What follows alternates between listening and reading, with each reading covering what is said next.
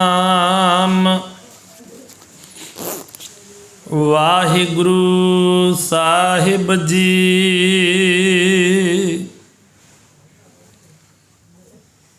ਗਿਆਨ ਧਿਆਨ ਕਿਛ ਕਰਮ ਨ ਜਾਣਾ,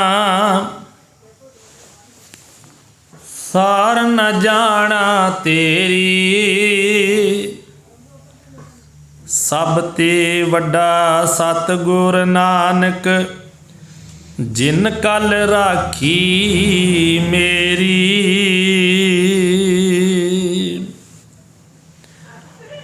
ਸੰਤ ਸਰਨ ਜੋ ਜਨ ਪਰੇ, ਸੋ ਜਨ ਉਦਰ ਨਹਾਰ। ਸੰਤ ਕੀ ਨਿੰਦਾ ਨਾਨਕਾ, ਬਹੁਰ ਬਹੁਰ ਅਵਤਾਰ। ਭਾਗ ਗਠੜੇ ਹਰ ਸੰਤ ਤੁਮਾਰੇ, ਜਿਨ ਘਰ ਤਨ ਹਰ ਨਾਮਾ।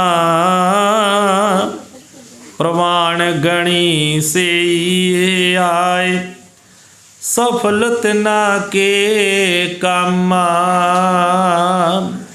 ਪ੍ਰਵਾਣ ਗਣੀ ਸੇ ਆਏ, ਸਫਲ ਤਿਨਾ ਕੇ ਕਾਮਾ। ਪਰਮ ਸਤਿਕਾਰਯੋਗ ਗੁਰੂ ਸਵਾਰੀ ਸਾਧ ਸੰਗਤ ਜੀ, ਗੱਜ ਕੇ ਫਤਿਹ ਬੁਲਾਓ ਜੀ। ਵਾਹਿਗੁਰੂ ਜੀ ਕਾ ਖਾਲਸਾ, ਵਾਹਿਗੁਰੂ ਜੀ ਕੀ ਫਤਿਹ।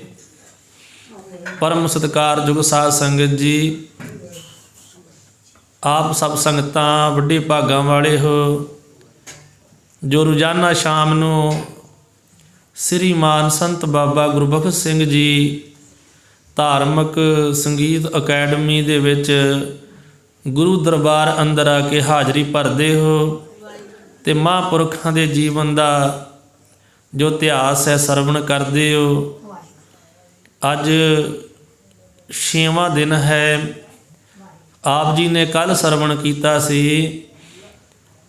ਕਿ ਮਹਾਂਪੁਰਖ ਸ੍ਰੀਮਾਨ ਸੰਤ ਬਾਬਾ ਗੁਰਬਖਸ਼ ਸਿੰਘ ਸਾਹਿਬ ਜੀ ਜਦੋਂ ਪਸ਼ਾਵਰ ਵਿੱਚ ਡਿਊਟੀ ਕਰਦੇ ਸਨ ਫੌਜ ਵਿੱਚ, ਅਤੇ ਇੱਥੋਂ ਜਦੋਂ ਜੱਕਾ ਖੇਲ ਮੁਹੰਮਦ ਦਾ ਜੰਗ ਛਿੜਿਆ ਹੈ, ਉੱਥੇ ਇਹ ਇਹਨਾਂ ਦੀ 53 ਸਿੱਖ ਪਲਟਨ ਗਈ ਹੈ, ਜਿਸ ਵਿੱਚ ਮਹਾਂਪੁਰਖਾਂ ਦਾ ਜਿਹੜਾ ਪਿੱਛੇ ਸਮਾਨ ਸੀ ਉਹਦੇ ਨਾਲ ਡਿਊਟੀ ਹੈ, ਅਤੇ ਰੌਂਦ ਸਾਰਿਆਂ ਨੂੰ ਚਲਾਉਣ ਵਾਸਤੇ ਬਰਾਬਰ ਮਿਲਦੇ ਸਨ ਰੋਜ਼ਾਨਾ ਹੀ। ਅਤੇ ਜਿੰਨੇ ਚੱਲ ਜਾਣੇ, ਬਾਕੀ ਬਚੇ ਮਹਾਂਪੁਰਖਾਂ ਨੇ ਆਪਣੇ ਬਿਸਤਰੇ 'ਚ ਰੱਖ ਲੈਣੇ, ਆਪਣੇ ਪਾਸ ਰੱਖ ਲੈਣੇ। ਅਤੇ 4 ਮਹੀਨੇ ਬਾਅਦ ਜਦੋਂ ਵਾਪਸ ਆਏ, ਆਉਂਦਿਆਂ ਹੀ ਜਿਹੜੇ ਇੱਥੋਂ ਦੇ ਗ੍ਰੰਥੀ ਸਿੰਘ ਸਨ ਭਾਈ ਗੁਰਦਿੱਤ ਸਿੰਘ ਜੀ, ਉਹ 2 ਮਹੀਨਿਆਂ ਦੀ ਛੁੱਟੀ 'ਤੇ ਚਲੇ ਗਏ। ਉਹਨਾਂ ਦੀ ਥਾਂ 'ਤੇ ਸੂਬੇਦਾਰ ਮੰਗਲ ਸਿੰਘ ਨੇ ਮਹਾਂਪੁਰਖਾਂ ਨੂੰ ਗੁਰਦੁਆਰਾ ਸਾਹਿਬ ਦੀ ਸੇਵਾ ਜਿਹੜੀ ਉਹ ਸੰਭਾਲ ਦਿੱਤੀ ਹੈ। ਇੰਨੇ ਨੂੰ ਜਿਹੜੇ ਫੌਜ ਵਾਲੇ ਸਨ, ਇਹਨਾਂ ਦੇ ਕੋਲ ਜਿਹੜੇ 303 ਦੇ ਰੌਂਦ ਸਨ, ਉਹ ਇਹ ਪਠਾਣਾਂ ਨੂੰ ਵੇਚਦੇ ਸੀਗੇ, ਕਿਉਂਕਿ ਜੰਗ ਵਿੱਚ ਜਿਹੜੇ ਪਠਾਨ ਸੀ ਉਹ ਸਿਪਾਹੀਆਂ ਦੀਆਂ ਰਫਲਾਂ ਕਈ ਖੋਹ ਕੇ ਲੈ ਗਏ ਸੀਗੇ, ਚੁੱਕ ਕੇ ਲੈ ਗਏ ਸਨ ਜਦੋਂ ਜੰਗ ਹੋਇਆ। ਪਰ ਉਹਨਾਂ ਦੇ ਰੌਂਦ ਸਰਕਾਰ ਪਾਸੋਂ ਹੀ ਮਿਲਦੇ, ਬਾਹਰੋਂ ਨਹੀਂ ਸੀ ਮਿਲਦੇ। ਉਹ ਫੌਜੀਆਂ ਦੇ ਨਾਲ ਰਾਬਤਾ ਕਾਇਮ ਕਰਕੇ ਇਹਨਾਂ ਦੇ ਕੋਲੋਂ ਖਰੀਦਦੇ ਸਨ। ਇੱਦਾਂ CID ਵਾਲਿਆਂ ਨੂੰ ਪਤਾ ਲੱਗਿਆ, ਉਹਨਾਂ ਨੇ ਭੇਸ ਬਦਲਾ ਕੇ ਪਠਾਨ ਬਣ ਕੇ ਫੌਜੀਆਂ ਦੇ ਨਾਲ ਆ ਕੇ ਮਿਲਣਾ ਜੁਲਣਾ ਸ਼ੁਰੂ ਕੀਤਾ। ਉਹਨਾਂ ਵਿੱਚ ਇੱਕ ਮੀਲਵੱਟ ਜੀਟਮ ਜਿਹੜਾ ਅਫਸਰ ਹੈ, ਉਹਦਾ ਜਿਹੜਾ ਅਰਦਲੀ ਹੈ, ਅਰਦਲੀ ਕਹਿੰਦੇ ਜਿਹੜਾ ਸਰਦਲਾਂ 'ਚ ਖਲੋਣ ਵਾਲਾ ਹੋਵੇ, ਜਿਹੜਾ ਪਹਿਰੇਦਾਰ ਹੋਵੇ ਦਰਵਾਜ਼ੇ ਗਾੜੀ ਖਲੋਣ ਵਾਲਾ ਅਫਸਰ ਦੇ, ਉਹਦਾ ਨਾਂ ਸੀ ਕਿਸ਼ਨ ਸਿੰਘ, ਉਹ ਸਿਪਾਹੀ ਸੀਗਾ। ਉਹਨੂੰ ਮਿਲ ਕੇ ਅਤੇ ਉਹਨਾਂ ਨੇ ਕਿਹਾ ਵੀ ਤੂੰ ਕੋਈ ਰੌਂਦ ਹੈਗੇ ਸਾਨੂੰ ਵੇਚ ਦਿਆ ਕਰ। ਉਹ ਕਹਿੰਦਾ ਵੀ ਮੈਂ ਦੇ ਦੇਵਾਂਗਾ ਜਿੱਦਣ ਹੋਏ। ਆਪਣੇ ਕੋਲ ਤਾਂ ਉਹਦੇ ਕੋਲ ਹੈ ਨਹੀਂ ਸੀ, ਦੂਸਰਿਆਂ ਦੇ ਕੋਲੋਂ ਮੰਗ ਮੁੰਗ ਕੇ ਉਹਨੇ ਲੈ ਲੂ ਕੇ ਉਹ 20 ਰੌਂਦ ਕਰ ਲਏ। ਜਦੋਂ 20 ਰੌਂਦ ਕਰ ਲਏ ਨਾ ਤੇ 20 ਰੌਂਦ ਉਹਨੇ ਵੇਚਣੇ ਵਾਸਤੇ ਇੱਕ ਜਾਣੇ ਨਾਲ ਉਹ ਪਠਾਨ ਨਾਲ ਗੱਲ ਕਰ ਲਈ ਹੈ ਵੀ ਮੈਂ ਆ ਕੇ ਤੈਨੂੰ ਵੇਚਾਂਗਾ। ਉਹਨਾਂ ਨੇ ਨਹਿਰ ਦੇ ਕਿਨਾਰੇ 'ਤੇ ਇੱਕ ਪਾਸੇ ਡੂੰਘਾ ਟੋਆ ਖੱਡਾ ਏ, ਜਿਵੇਂ ਲਾਗੋਂ ਦੀ ਕੋਈ ਨਖਾਸੂ ਰੋਹੀ ਪੁੱਟੀ ਹੁੰਦੀ ਹੈ ਇੱਦਾਂ ਸੀ। ਉਹਦੇ ਵਿੱਚ ਆ ਕੇ ਤੇ ਉਹ ਥਾਂ ਜਿਹੜੀ ਪੱਕੀ ਕਰ ਲਈ ਵੀ ਮੈਂ 12 ਵਜੇ ਦਿਨੇ ਆਵਾਂਗਾ ਰੌਂਦ ਲੈ ਕੇ, ਤੇ ਪੰਜਾਂ ਦੇ ਹਿਸਾਬ ਨਾਲ ਮੈਨੂੰ 100 ਰੁਪਇਆ ਦੇ ਦੇਵੀਂ। ਉਦੋਂ 100 ਰੁਪਈਆ ਤਨਖਾਹ ਨਹੀਂ ਸੀ ਕਿਸੇ ਦੀ ਹੁੰਦੀ, ਜੇ ਉਸ ਵੇਲੇ ਦੀ ਗੱਲ ਹੈ। ਅਫਸਰਾਂ ਦੀ ਤਨਖਾਹ ਵੀ 100 ਰੁਪਈਆ ਨਹੀਂ ਸੀ ਹੁੰਦੀ ਉਸ ਸਮੇਂ ਜਦੋਂ ਦੀ ਇਹ ਗੱਲ ਹੈ। ਤੇ ਉਦੋਂ ਇਹਨਾਂ ਨੇ 12 ਵਜੇ ਜਾ ਕੇ ਕਿਸ਼ਨ ਸਿੰਘ ਸਿਪਾਹੀ ਨੇ ਰੌਂਦ ਜਿਹੜੇ ਆ ਉਸ ਜੰਗਲੀ ਪਠਾਨ ਨੂੰ ਦੇਣ ਵਾਸਤੇ ਉਡੀਕ ਸ਼ੁਰੂ ਕਰ ਦਿੱਤੀ ਹੈ। ਉਹ CID ਵਾਲਾ ਜਿਹੜਾ ਪਠਾਨ ਬਣਿਆ ਹੋਇਆ ਉਹ ਆ ਗਿਆ। 3 ਅਫਸਰ ਜਿਹੜੇ ਸਨ ਉਹਨਾਂ ਨੂੰ ਪਹਿਲਾਂ ਹੀ ਲਾਗੇ ਕਿਸੇ ਟਿਕਾਣੇ 'ਤੇ ਖਿਲਾਰ ਕੇ ਆਇਆ ਸੀ ਗਿਲਜੇ ਵਿੱਚ ਵੀ ਜਦੋਂ ਬਿਲਕੁਲ ਮੌਕਾ ਬਣੇਗਾ ਨਾ ਤੇ ਮੈਂ ਹੱਥ ਖੜੇ ਕਰ ਦੇਵਾਂਗਾ ਤੇ ਤੁਸੀਂ ਆ ਜਾਇਓ। ਇਸੇ ਤਰ੍ਹਾਂ ਹੀ ਉਹਨੇ ਪੈਸੇ ਲਿਆ ਕੇ ਦੇ ਦਿੱਤੇ ਹਨ। ਇਹ ਕਿਸ਼ਨ ਸਿੰਘ ਗਿਣਨ ਲੱਗ ਪਿਆ, ਉਹਨੇ ਚਿਰ ਨੂੰ ਹੱਥ ਖੜੇ ਕਰ ਦਿੱਤੇ। ਅਫਸਰਾਂ ਨੇ ਆ ਕੇ ਉਹਨੂੰ ਫੜ ਲਿਆ। ਇੰਨੇ ਤੋਂ ਇਹਨਾਂ ਨੇ ਸਾਰੇ ਆ ਕੇ ਜਿੰਨੇ ਵੀ ਛਾਉਣੀ ਉਹਦੀ ਤਲਾਸ਼ੀ ਲੈਣੀ ਸ਼ੁਰੂ ਕਰ ਦਿੱਤੀ ਹੈ। 2 ਡੋਗਰਿਆਂ ਦੀਆਂ ਕੰਪਨੀਆਂ ਸੀ ਤੇ 4 ਸਿੱਖਾਂ ਦੀਆਂ ਹਨ, 2 ਪਠਾਣਾਂ ਦੀਆਂ। 8 ਕੰਪਨੀਆਂ ਸੀ ਇੱਥੇ ਛਾਉਣੀ ਵਿੱਚ। 8 ਦੀ ਇਹਨਾਂ ਨੇ ਤਲਾਸ਼ੀ ਲੈਣੀ ਸ਼ੁਰੂ ਕੀਤੀ। ਜਦੋਂ ਦੂਜੀ ਦੀ ਤਲਾਸ਼ੀ ਲੈਣੀ ਸ਼ੁਰੂ ਹੋਈ ਨਾ ਕੰਪਨੀ ਦੀ, ਇੱਕ ਸੋਹਣ ਲਾਲ ਜਿਹੜੇ ਗੁੱਜਰਾਂ ਵਾਲੇ ਦੇ ਸੀਗੇ, ਉਹ ਪ੍ਰੇਮੀ ਸੀ ਸੰਤਾਂ ਦੇ। ਉਹ ਸੰਤਾਂ ਦੇ ਪਾਸ ਗੁਰੂ ਘਰ ਆਏ। ਅੱਗੋਂ ਪਿੱਛੋਂ ਵੀ ਉਹ ਰੋਜ਼ਾਨਾ ਹੀ ਆ ਕੇ ਮਹਾਂਪੁਰਖਾਂ ਦੇ ਨਾਲ ਸ੍ਰੀ ਸੁਖਮਨੀ ਸਾਹਿਬ ਜੀ ਦਾ ਜਾਪ ਪੜ੍ਹਿਆ ਕਰਦੇ ਸਨ।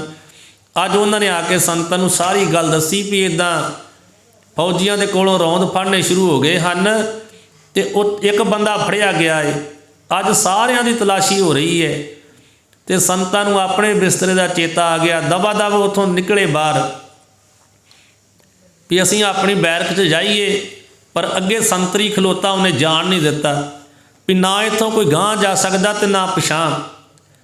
ਇਹਦੋਂ ਬਾਅਦ ਵਿੱਚ ਮਹਾਂਪੁਰਖ ਵਾਪਸ ਆ ਗਏ, ਕੋਈ ਵਾਹ ਨਾ ਗਈ।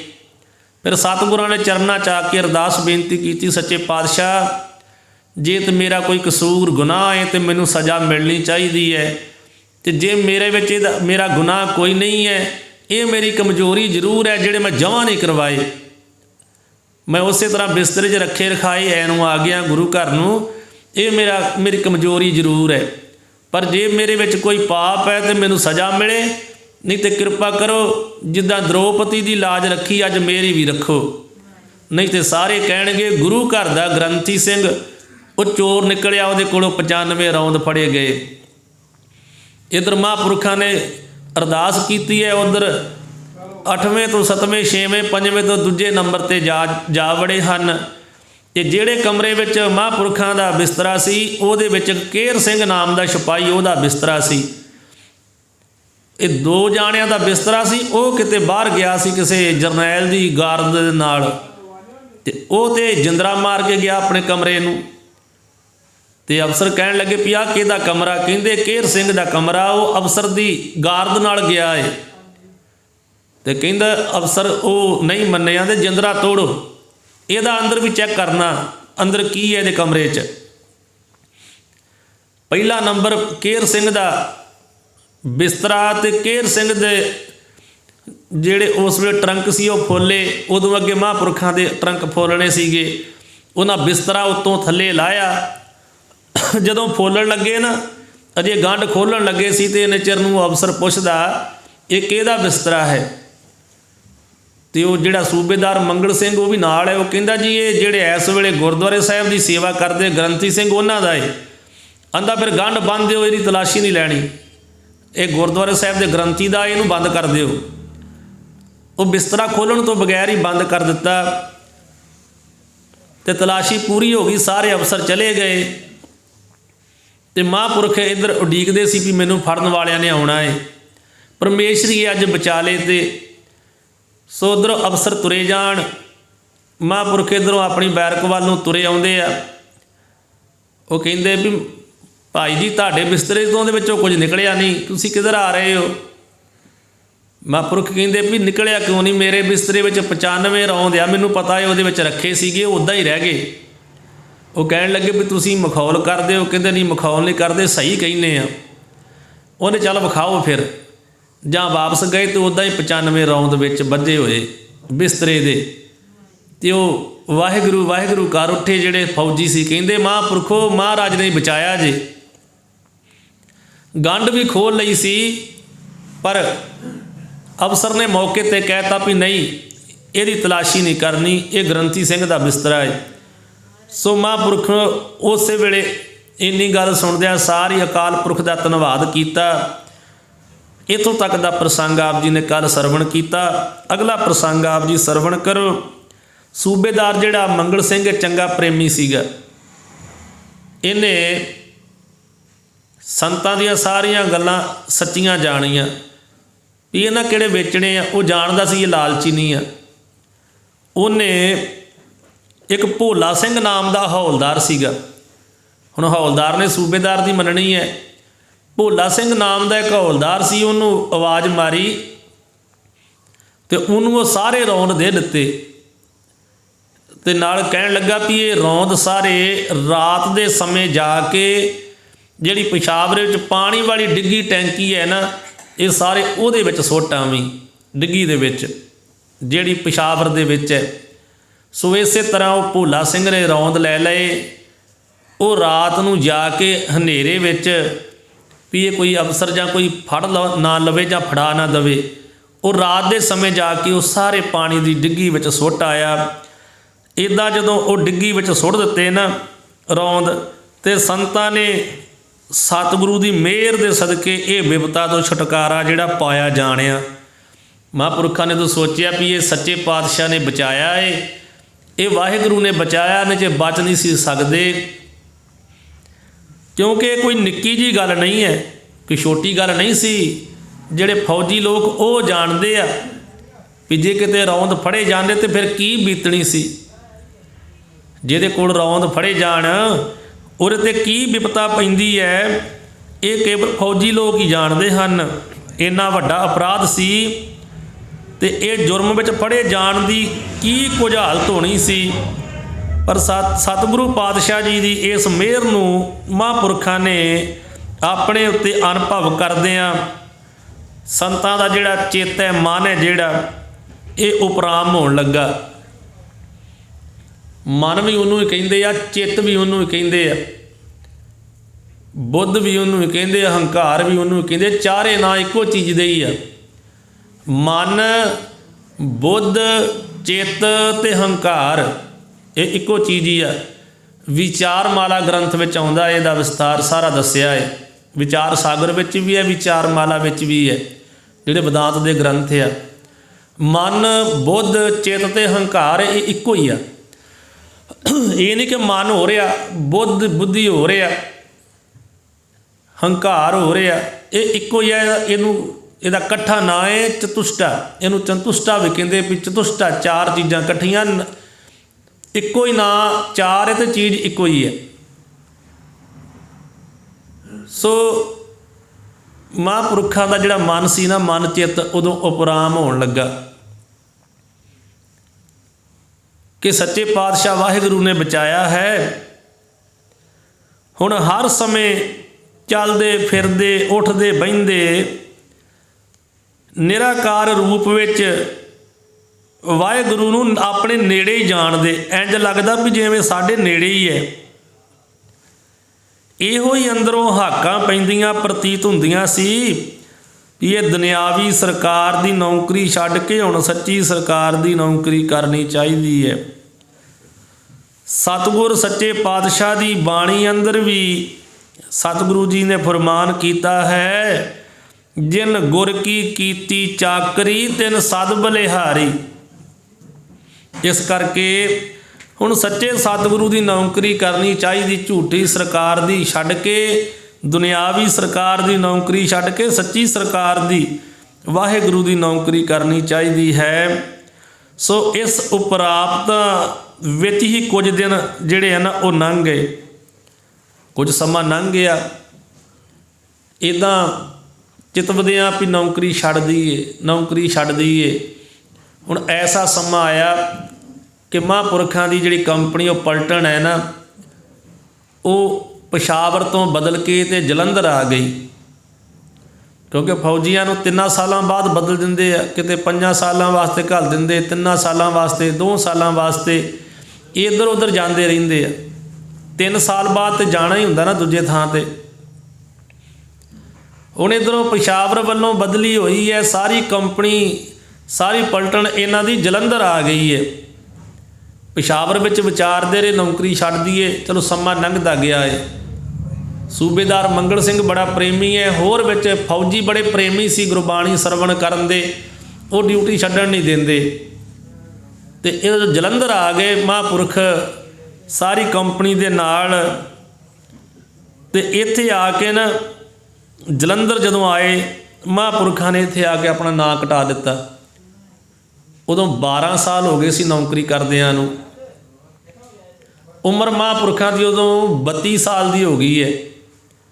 20 साल दे भर्ती होए सी ते 12 साल नौकरी कर ली है, ते हुण उम्र हो गई 32 साल दी। ते 12 सालां बाद फौज दी नौकरी तो जलंधर आके नाम कटवा दिता है भी असीं नहीं हुण नौकरी करनी है। जदों इत्थे नां कटा दिता ते 32 साल दी उम्र है, ते 12 साल नौकरी कीती है। ना कटाउण दे उपरंत भी जिहड़े नाल रहण वाले सिपाही सी ना, जां नाल रहण वाले कोई हौलदार, कोई सूबेदार, इन्हां ने 1 महीना महापुरखां नूं अपने कोल उतरा ही रख लिया, ना कटाउण तो बाद विच भी नहीं महापुरखो साडे कोल रहो, अजे ना जाओ, अजे ना जाओ किते, साडे कोल ही रहो। हुण ड्यूटी तो ना कटाता फौज तो, पर 1 महीना इन्हां ने होर रख लिया। 1 महीना होर महापुरख इन्हां दे कोल रहे अते वक्खो वक्खरे प्रसाद पानी की सेवा सारे महापुरखां दी करते रहे। इस तरह नाल संतां ने तकरीबन 12 साल जिहड़ी वो फौज की नौकरी कीती है, ते अपने पिता की जिहड़ी खाश सी उन्होंने भी सफल किया है। महापुरखों ने अरदास की सी ना भी सच्चे पातशाह 20 साल दे असीं हो गए हैं, 10 साल अपने घर जाके अपने माता पिता के पास आग्या दी जो आग्या करनगे उहदी पालना करांगे। ते हुण 10 की बजाय 12 साल हो गए। महापुरखों ने कहा सी 30 साल तो जिहड़ी बाकी दी उम्र है ना, वो सारी असीं गुरु घर की सेवा करदिआं ला देवांगे। ते हुण हो गई है 32 साल दी। हुण महापुरख चाहुंदे कि बाकी दी जिहड़ी जिंदगी है ना, वो सारी सेवा करदिआं बतीत करिए। सो इस तरह हुण परोपकार कमाउण दे ख्याल नाल गुरु नानक गोविंद रूप सच्ची सरकार दी चाकरी करनी जिहड़ी वो कबूल कर लई है कि हुण असीं दुनियावी सरकार दी नौकरी छड्डती है, हुण संगतां दी सेवा करनी है बाकी दी उम्र। जलंधर शहर दे विच ये मन विच धारण कीता है। सो इन्हीं दिनी एक संत सी, उन्हां दा नाम सी संत मित सिंह जी। उन्हां दा पिंड भी महापुरखां दे पिंड दे लागे ही है। ये मैनूं बाबा जग्गर सिंह ने दस्सिया सीगा, क्योंकि ये होर ते किसी को इन्हां गल्लां दा नहीं पता किसी नूं। देसू मलकाना जिहड़ा है ना पिंड, ਉਹਦੇ लागे ही एक पिंड है, ਉਹਦਾ नाम निरा देसू है। तो बाबे जग्गर सिंह ने उत्थों के ग्रंथी सिंह साहब ਜਿਹੜੇ महापुरख आ उन्होंने मैनूं ये गल दसी है, ਕਹਿੰਦੇ भी देसू पिंड साडे लागे है, उस देसू पिंड दे विचों ही देसू मलकाना निकलिया है। तो उस देसू पिंड दे रहण वाले सी बाबा मित सिंह जी। तो बाबा मित सिंह जी जिहड़े आ ये भी उन्हीं दिनी जलंधर दे विच एक किशनपुरा है, तो किशनपुरे रिहा करते सन। सो ਇਹ ਵੀ ਪਹਿਲਾਂ ਫੌਜ ਦੀ ਨੌਕਰੀ ਕਰਦੇ ਸੀ। ਜਿਹੜੇ ਬਾਬਾ ਮਿੱਤ ਸਿੰਘ ਜੀ ਸੀ ਨਾ, ਇਹ ਵੀ ਪਹਿਲਾਂ ਫੌਜੀ ਸੀਗੇ। ਇਹਨਾਂ ਦਾ 19 ਨੰਬਰ ਸੀ।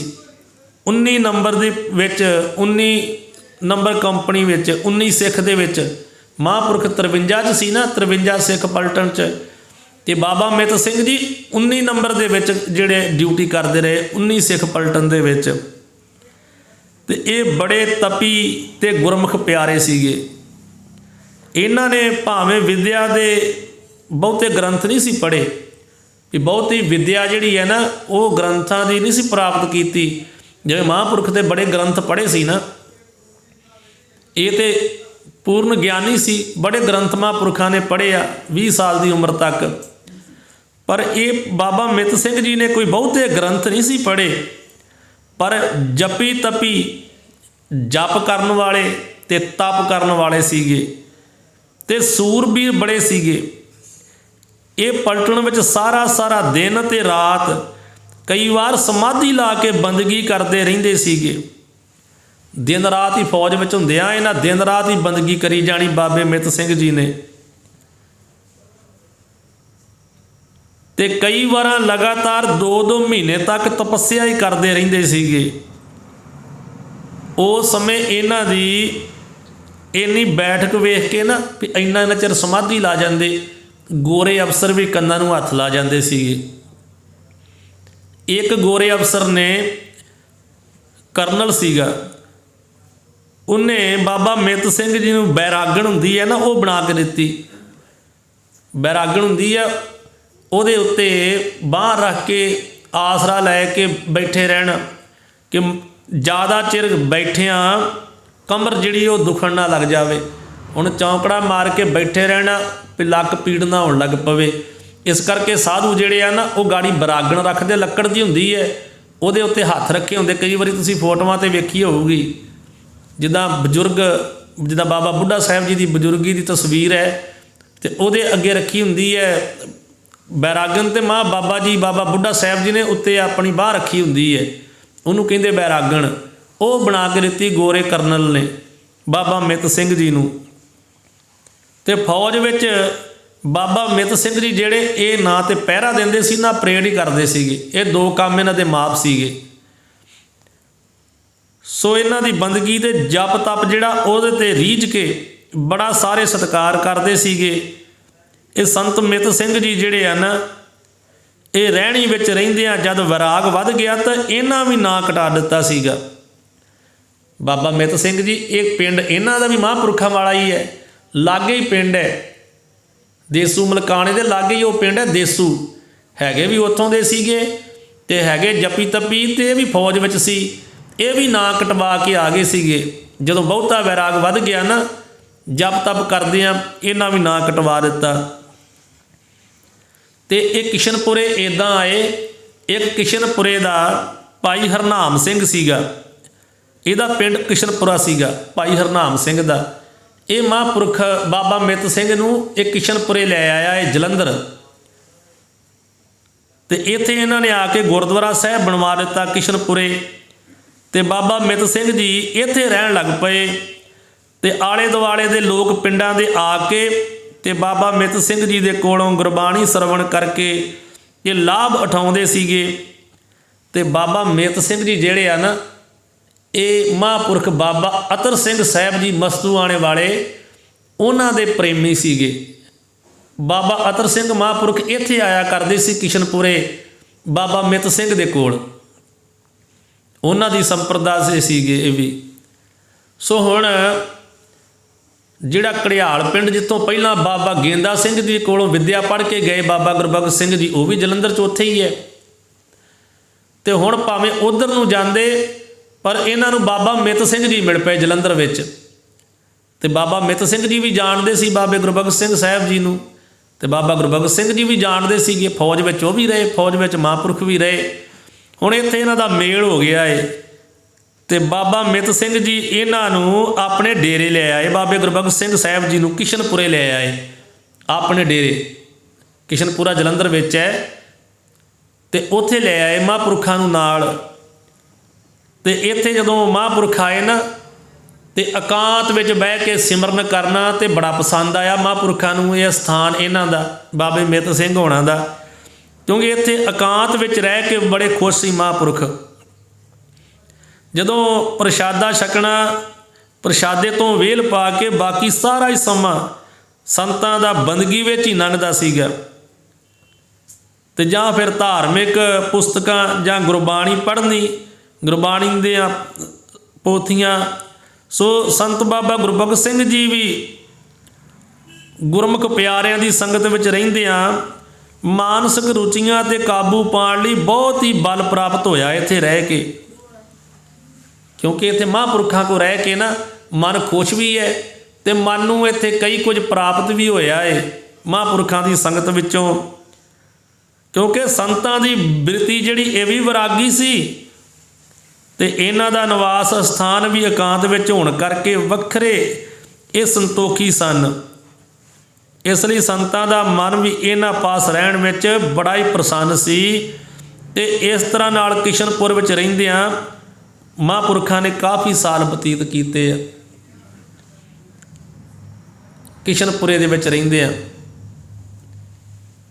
ਮਹਾਂਪੁਰਖ 1912 ਦੇ ਵਿੱਚ ਆਪਣੀ ਡਿਊਟੀ ਛੱਡੀ ਹੈ, ਅਤੇ ਜਦੋਂ 1912 ਦੇ ਵਿੱਚ ਡਿਊਟੀ ਛੱਡੀ ਹੈ ਨਾ, ਅਤੇ ਆਪਣੇ ਪਿੰਡ ਆਏ ਜੇ 1924 ਦੇ ਵਿੱਚ 12 ਸਾਲ ਉਹਨਾਂ ਸਥਾਨਾਂ 'ਤੇ ਰਹੇ ਜੇ, ਕਾਫੀ ਲੰਮਾ ਸਮਾਂ।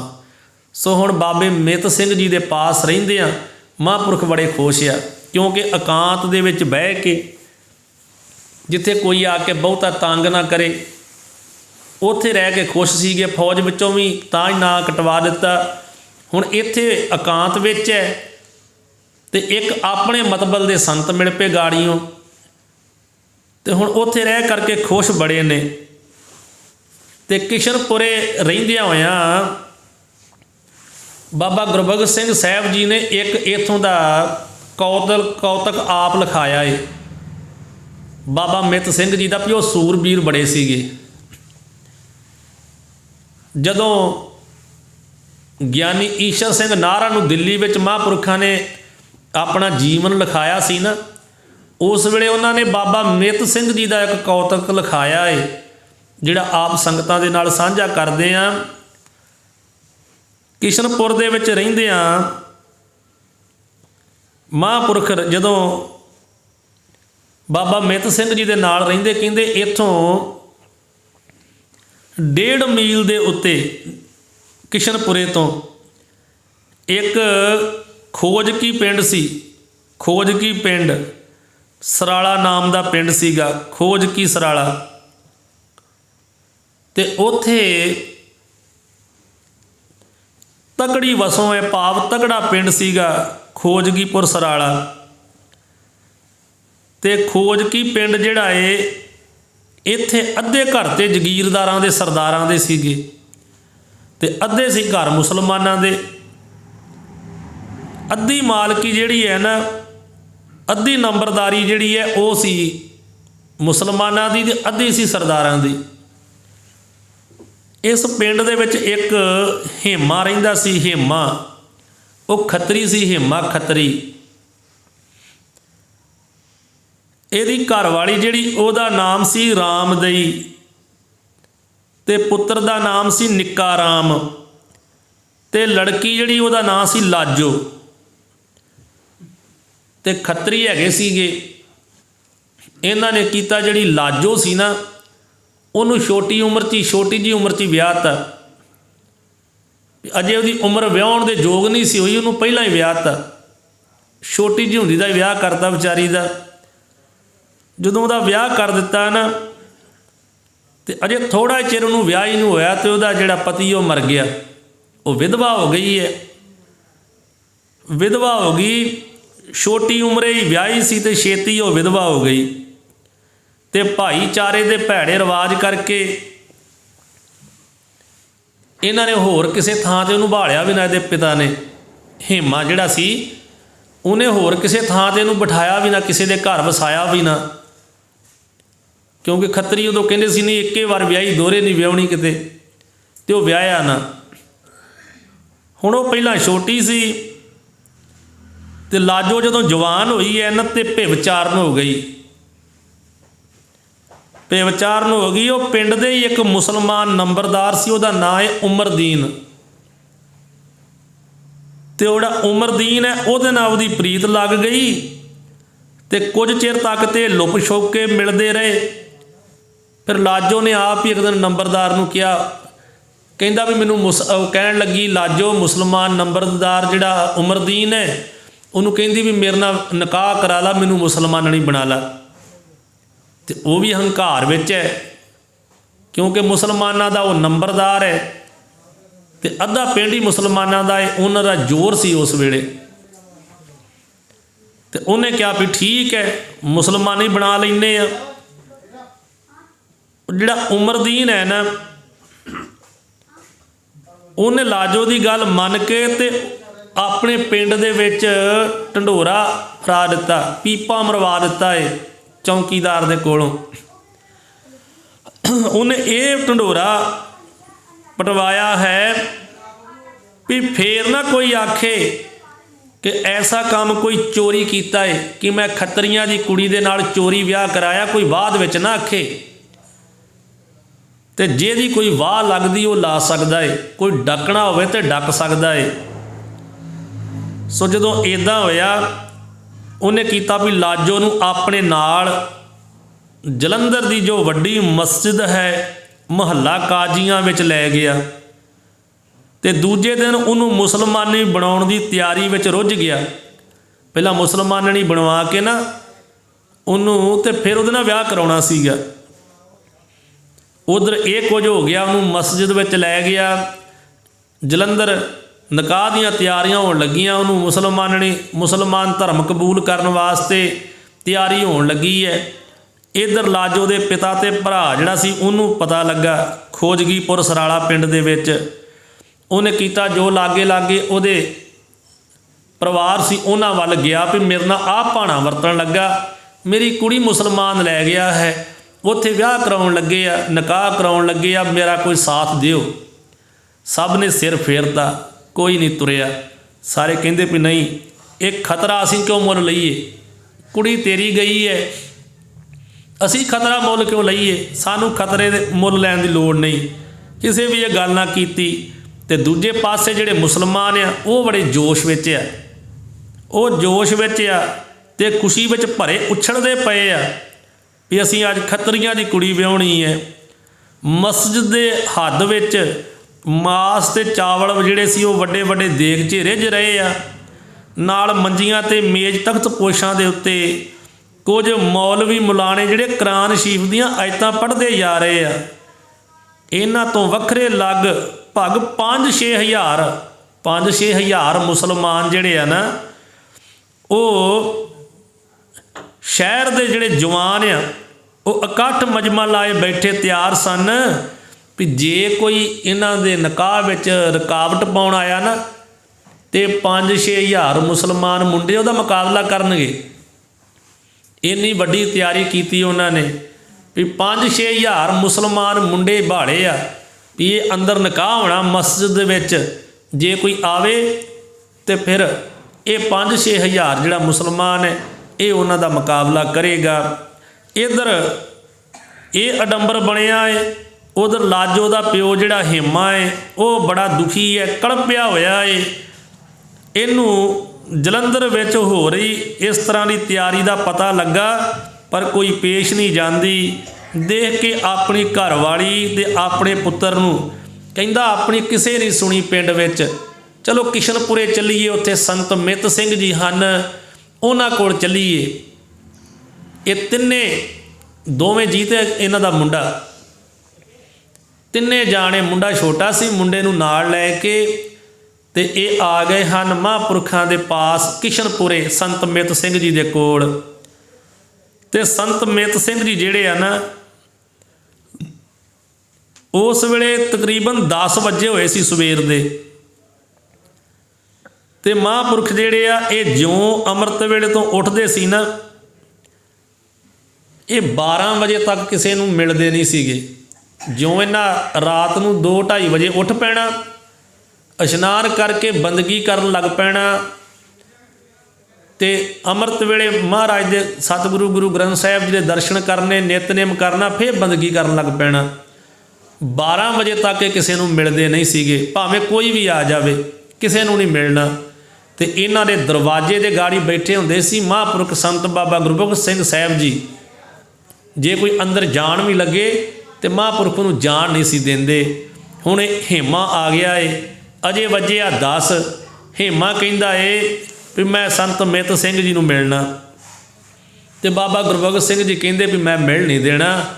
12 ਵਜੇ ਤੋਂ ਪਹਿਲਾਂ ਕੋਈ ਮਿਲ ਨਹੀਂ ਸਕਦਾ। 12 ਵਜੇ ਮਹਾਂਪੁਰਖਾਂ ਨਾਲ ਗੱਲ ਕਰਿਓ। ਪਰ ਇਹ ਹੇਮਾ ਜਿਹੜਾ ਇਹ ਉੱਚੀ ਉੱਚੀ ਰੋਂਦਾ ਏ, ਕਹਿੰਦਾ ਮੈਨੂੰ ਮਿਲ ਲੈਣ ਦਿਓ। ਮੇਰੇ ਵਾਸਤੇ ਤੇ 1-2 ਮਿੰਟ ਵੀ ਬਹੁਤ ਜ਼ਿਆਦੇ ਆ ਜਿਹੜੇ ਨਿਕਲਦੇ ਜਾ ਰਹੇ ਆ। 1-2 ਮਿੰਟਾਂ ਦਾ ਮੈਨੂੰ ਹਿਸਾਬ ਹੈ ਵੀ ਮੇਰਾ ਕੰਮ ਖਰਾਬ ਹੋ ਜਾਵੇਗਾ। ਮੇਰੇ ਵਾਸਤੇ ਤੇ ਛੇਤੀ ਜਿੰਨਾ ਮਿਲਿਆ ਜਾਵੇ, 2 ਘੰਟੇ ਤੇ ਬਹੁਤ ਹੈ। ਮੇਰੇ ਵਾਸਤੇ ਤੇ 2 ਮਿੰਟ ਹੀ ਬੜੇ ਆ। ਜਿੰਨਾ ਜਲਦੀ ਹੋ ਸਕੇ ਮੈਨੂੰ ਮਹਾਂਪੁਰਖਾਂ ਨੂੰ ਮਿਲਾਓ। ਸੋ ਬਾਬਾ ਗੁਰਬਖਸ਼ ਸਿੰਘ ਸਾਹਿਬ ਜੀ ਕਹਿੰਦੇ ਵੀ ਮਹਾਂਪੁਰਖ 12 ਵਜੇ ਤੋਂ ਪਹਿਲਾਂ ਕਿਸੇ ਨੂੰ ਨਹੀਂ ਮਿਲਦੇ। ਤੇ ਇਹਨੇ ਦਵਾ ਦਵ ਉੱਚੀ ਉੱਚੀ ਰੋਇਆ ਤੇ ਮਹਾਂਪੁਰਖਾਂ ਦਾ ਫਿਰ ਕੁੰਡਾ ਖੜਕਾਇਆ। ਬਾਬਾ ਜੀ ਦੇ ਡੱਕਦਿਆਂ ਵੀ ਇੰਨੇ ਚਿਰ ਨੂੰ ਅੰਦਰੋਂ ਉੱਠ ਕੇ ਮਹਾਂਪੁਰਖ ਬਾਬਾ ਮਿੱਤ ਸਿੰਘ ਜੀ ਬਾਹਰ ਆ ਗਏ। ਤੇ ਬਾਹਰ ਆਉਂਦਿਆਂ ਹੀ ਇਹ ਮਹਾਂਪੁਰਖਾਂ ਦੇ ਚਰਨੀ ਪੈ ਕੇ ਆਪਣੀ ਸਾਰੀ ਵਿਥਿਆ ਸੁਣਾ ਦਿੱਤੀ ਹੈ। ਜਦੋਂ ਸਾਰੀ ਵਿਥਿਆ ਸੁਣਾਈ ਤੇ ਮਹਾਂਪੁਰਖ ਦਿਆਲੂ ਕਿਰਪਾਲੂ ਹੁੰਦੇ ਨੇ, ਉਸੇ ਵੇਲੇ ਮੰਨ ਗਏ, ਕਹਿੰਦੇ ਤੇਰੀ ਮਦਦ ਕਰਾਂਗੇ। ਜਾ ਕੇ ਇੱਥੋਂ ਤੁਰ ਪਏ ਤੇ ਪਿੰਡ ਵਿੱਚ ਚਲੇ ਗਏ। ਪਿੰਡ ਵਿੱਚ ਜਾ ਕੇ ਆਂਦੇ ਉਹ ਸੂਰਮਿਓ, ਕੋਈ ਨਾ ਕੋਈ ਜਾਣੇ ਨਿੱਤਰੋ। ਜਦੋਂ ਤੁਸੀਂ ਪੁਰਾਣੀਆਂ ਕਹਾਣੀਆਂ ਸੁਣਦੇ ਹੋ ਨਾ, ਉਦੋਂ ਕਹਿੰਦੇ ਹੋ ਜੇ ਅਸੀਂ ਹੁੰਦੇ ਤੇ ਅਸੀਂ ਐਵੇਂ ਕਰ ਦਿੰਦੇ, ਜਿਉਂ ਕਰ ਦਿੰਦੇ। ਅੱਜ ਆਓ ਬਾਹਰ। ਉਦੋਂ ਕਹਿੰਦੇ ਹੋ ਅਸੀਂ ਹੁੰਦੇ ਮੁਗਲਾਂ ਦਾ ਆਹ ਹਾਲ ਕਰਦੇ। ਅੱਜ ਮੁਗਲ ਕਿਸੇ ਦੀ ਧੀ ਧਿਆਣੀ ਨੂੰ ਵਿਆਹੁਣ ਲੱਗੇ, ਅੱਜ ਆਓ ਬਾਹਰ ਤੇ ਮੇਰਾ ਸਾਥ ਦਿਓ ਤੇ ਚੱਲੀਏ। ਕਹਿੰਦੇ ਪਿੰਡ ਦੇ ਏਡੇ ਲੋਕ, ਇੱਕ ਜਾਣਾ ਵੀ ਨਾ ਆਇਆ, ਕੋਈ ਵੀ ਨਾ ਆਵੇ। ਮਹਾਂਪੁਰਖਾਂ ਦੇ ਕਹਿਣ ਤੇ ਚੁੱਪ ਹੀ ਹੋ ਕੇ ਬਹਿ ਗਏ, ਕੋਈ ਬੋਲਦਾ ਨਹੀਂ ਹੈ। ਕਹਿੰਦੇ ਵੀ ਜਦੋਂ ਮਹਾਂਪੁਰਖਾਂ ਨੇ ਇੱਦਾਂ ਜ਼ੋਰ ਨਾਲ ਆਖਿਆ ਨਾ, ਤੇ ਇੱਕੋ ਹੀ ਬੰਦਾ ਆਇਆ, ਉਹ ਵੀ ਬਜ਼ੁਰਗ ਸੀਗਾ। ਇੱਕ ਹੀ ਬੰਦਾ ਆਇਆ, ਉਹ ਵੀ ਬਜ਼ੁਰਗ ਹੈ। ਉਹ ਕਹਿੰਦਾ ਜੀ ਮਹਾਂਪੁਰਖੋ ਮੈਂ ਤੁਹਾਡੇ ਨਾਲ ਜਾਵਾਂਗਾ, ਮੈਂ ਤੁਹਾਡੇ ਨਾਲ ਜਾ ਕੇ ਸਾਥ ਦੇਵਾਂਗਾ। ਸੋ ਸਮੇਂ ਦੇ ਲਿਹਾਜ਼ ਨਾਲ ਸਮਾਪਤੀ ਹੈ, ਸਮਾਂ ਹੋ ਗਿਆ ਹੈ। ਇਦੋਂ ਅਗਲਾ ਜੋ ਪ੍ਰਸੰਗ ਆਪ ਜੀ ਕੱਲ੍ਹ ਨੂੰ ਸਰਵਣ ਕਰੋਗੇ। ਸਤਿਗੁਰੂ ਕਿਰਪਾ ਕਰਨ, ਹੋਈਆਂ ਭੁੱਲਾਂ ਚੁੱਕਾਂ ਦੀ ਮਾਫੀ ਬਖਸ਼ਣ, ਅਗਾਂਹ ਵਾਸਤੇ ਸਮੱਤ ਬਖਸ਼ਣ। ਲੋਕ ਸੁਖੀਏ ਪਰਲੋਕ ਸੁਹੇਲੇ, ਨਾਨਕ ਹਰ ਪ੍ਰਭ ਆਪੇ ਮੇਲੇ ਦੀ ਦਾਤ ਬਖਸ਼ਣ। ਵਾਹਿਗੁਰੂ ਜੀ ਕਾ ਖਾਲਸਾ, ਵਾਹਿਗੁਰੂ ਜੀ ਕੀ ਫਤਿਹ।